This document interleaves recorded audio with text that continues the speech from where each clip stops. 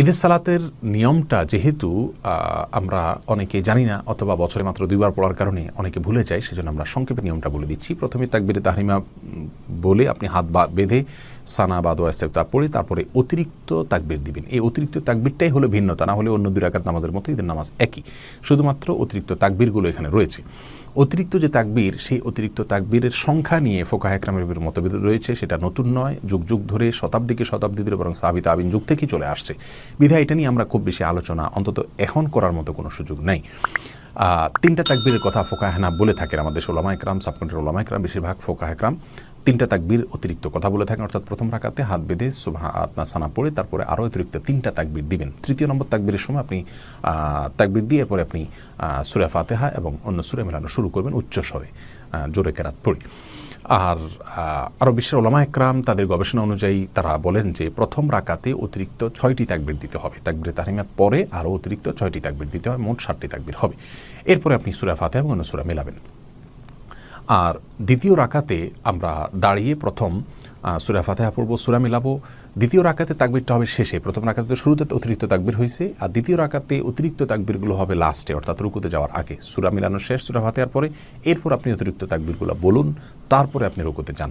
দ্বিতীয় রাকাতে অতিরিক্ত তাকবীর ফুকাহা হানাফির দৃষ্টিতে একই, অর্থাৎ 3টাই।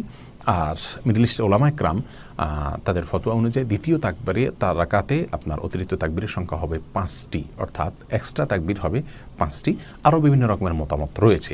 আমরা আগেই বলেছি বিষয়টি মতপার্থক্যপূর্ণ, তবে 3 তাকবীরের বিষয়টিও হাদিস দ্বারা, বিশুদ্ধ হাদিস দ্বারা প্রমাণিত, এবং আপনার 6 তাকবীর 5 তাকবীরের যে বর্ণনা রয়েছে সেগুলোও বিশুদ্ধ হাদিস দ্বারায় প্রমাণিত। এটা নিয়ে গণ্ডগোল বা ফাসাদ করার মতো কোনো কিছু নাই। আমরা এই তাকবীরগুলোর মাধ্যমে ঈদের সালাত আদায় করব, এবং যে কোনো মত, যে 2টি মত উল্লেখ করলাম, যে কোনো মত অনুযায়ী আদায় করলে ঈদের সালাত আদায় হয়ে যাবে।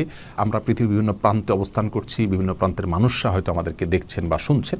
আমরা সবার বিষয়টিকে মাথায় রেখে 2টি মত উল্লেখ করলাম, এবং 2টি মতের 2টি গ্রহণযোগ্য এবং হাদিস দ্বারায় সমৃদ্ধ, যার কারণে কোনোটিকে উড়িয়ে দেওয়ার কোনো সুযোগ নাই। বিস্তারিত এগুলো সম্পর্কে জানতে চাইলে ডক্টর খন্দকার আব্দুল্লাহ জাহাঙ্গীর রহমাল্লাহ রচিত যে বই রয়েছে সেটা আপনারা পড়ে নিতে পারেন। তো যাই হোক, বলছিলাম যে ঈদের সালাতে আপনি অতিরিক্ত তাকবীর দিবেন প্রথম রাকাতে হাত বেঁধে তারপর, আর দ্বিতীয় রাকাতে রুকুতে যাওয়ার আগে, বাস এটুকু পার্থক্য।